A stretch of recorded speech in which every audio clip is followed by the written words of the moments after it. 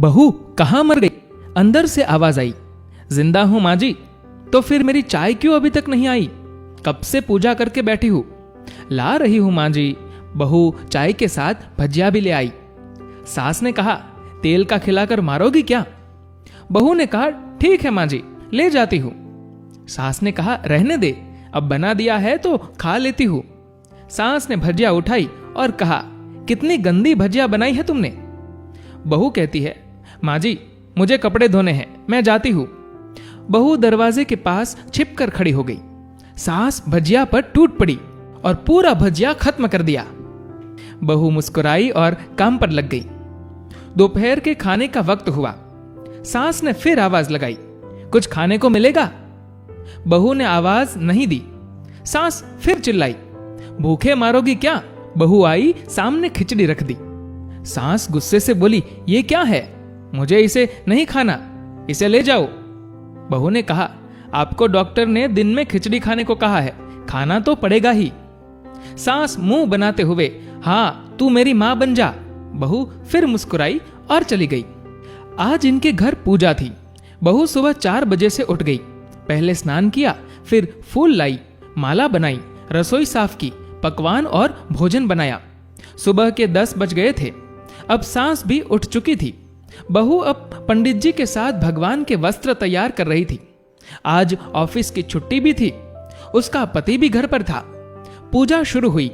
सास चिल्लाती, बहू ये नहीं है, वो नहीं है। बहू दौड़ी दौड़ी आती और सब करती। अब दोपहर के 3 बज गए थे। आरती की तैयारी चल रही थी। पंडित जी ने सबको आरती के लिए बुलाया और सबके हाथों में बारी बारी थाली दी। जैसे ही बहू ने थाली पकड़ी, थाली हाथों से गिर पड़ी।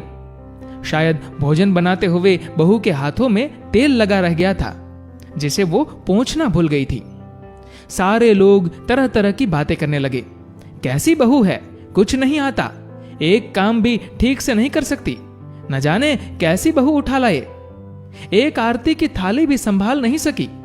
उसका पति भी गुस्सा हो गया, पर सास चुप रही, कुछ नहीं कहा। बस यही बोल के छोड़ दिया, सीख रही है, सब सीख जाएगी धीरे धीरे। अब सबको खाना परोसा जाने लगा। बहू दौड़ दौड़ के खाना देती, फिर पानी लाती। करीब 70 से 80 लोग हो गए थे। इधर 2 नौकर और बहू अकेली। फिर भी वहां सारा काम बहुत ही अच्छे तरीके से हो रहा था। अब उसकी सास और कुछ आस पड़ोस के लोग खाने पर बैठे। बहू ने खाना परोसना शुरू किया। जैसे ही सास ने पहला निवाला खाया, बोली, तुमने नमक ठीक नहीं डाला क्या? एक काम ठीक से नहीं कर सकती? पता नहीं मेरे बाद कैसे ये घर संभालेगी। आस पड़ोस वाले को तो जानते ही हो ना साहब, वो बस बहाना ढूंढते हैं नुक्स निकालने का। फिर वो सब शुरू हो गए, ऐसा खाना है, ऐसी बहू है, ये वो वगैरह वगैरह। दिन का खाना हो चुका था। अब बहू बर्तन साफ करने नौकरों के साथ लग गई। रात में जगराता का कार्यक्रम रखा गया था। बहू भी 1-2 गीत गाने के लिए स्टेज पर चढ़ी।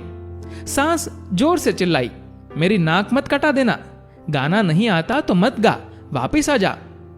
बहू मुस्कुराई और गाने लगी। सबने उसके गाने की तारीफ की, पर सास मुंह फुलाते हुए बोली, इससे अच्छा तो मैं गाती थी जवानी में, तुझे तो कुछ भी नहीं आता।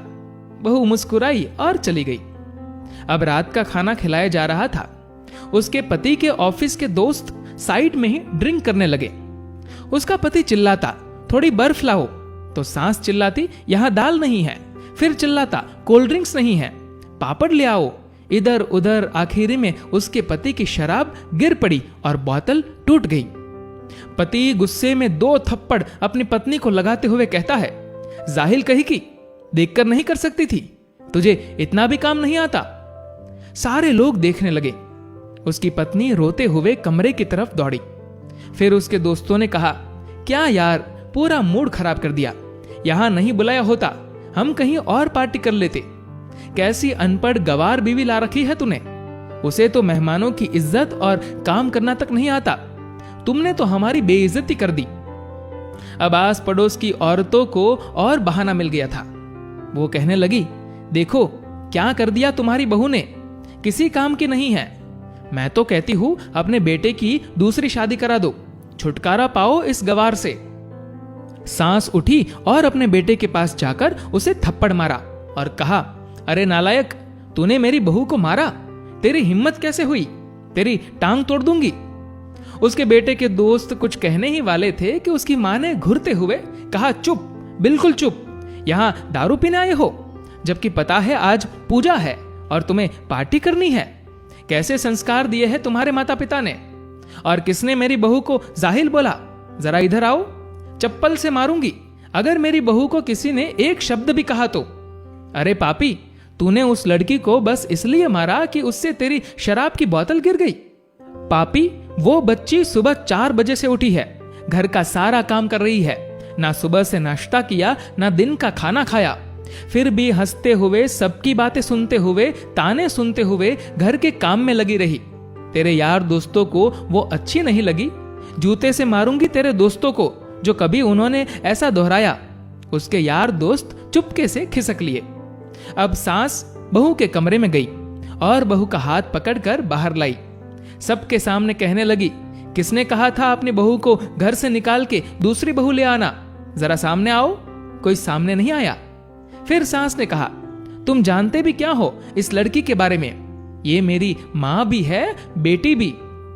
मां इसलिए कि ये मुझे गलत काम करने पर डांटती है, और बेटी इसलिए कि ये हमेशा मेरे दिल की भावनाएं समझ जाती है, मेरी दिन रात सेवा करती है, मेरे 1000 ताने सुनती है, पर एक शब्द भी गलत नहीं कहती, ना सामने ना पीठ पीछे। और तुम कहते हो दूसरी बहू ले आऊं? याद है ना छुटकी की दादी, अपनी बहू की करतूत? सास ने गुस्से से पड़ोस की महिला को कहा, अभी पिछले हफ्ते ही तुम्हारे बच्चे, तुम दोनों मियां बीवी को भूखे छोड़ घूमने चले गए थे।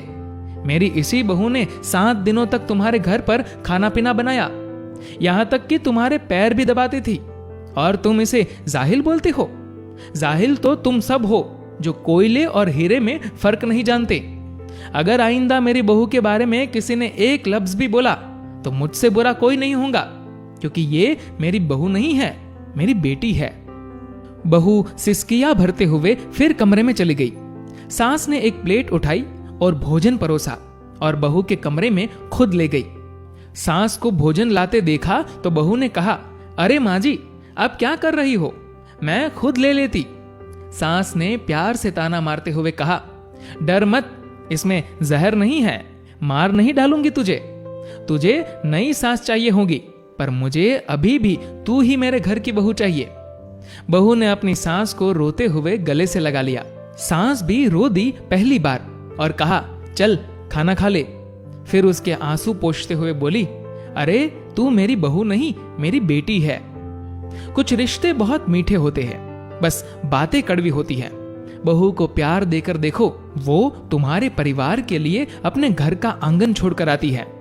दोस्तों, इस कहानी को लेकर आपकी क्या राय है, नीचे कमेंट करके जरूर बताएगा। और अगर आपको ये वीडियो अच्छा लगा हो तो इस वीडियो को लाइक करेगा और शेयर करेगा। और ऐसे ही और भी इंस्पिरेशनल स्टोरीज के लिए हमारे फेसबुक पेज को फॉलो करें और हमारे यूट्यूब चैनल को सब्सक्राइब करना मत भूलिएगा। धन्यवाद।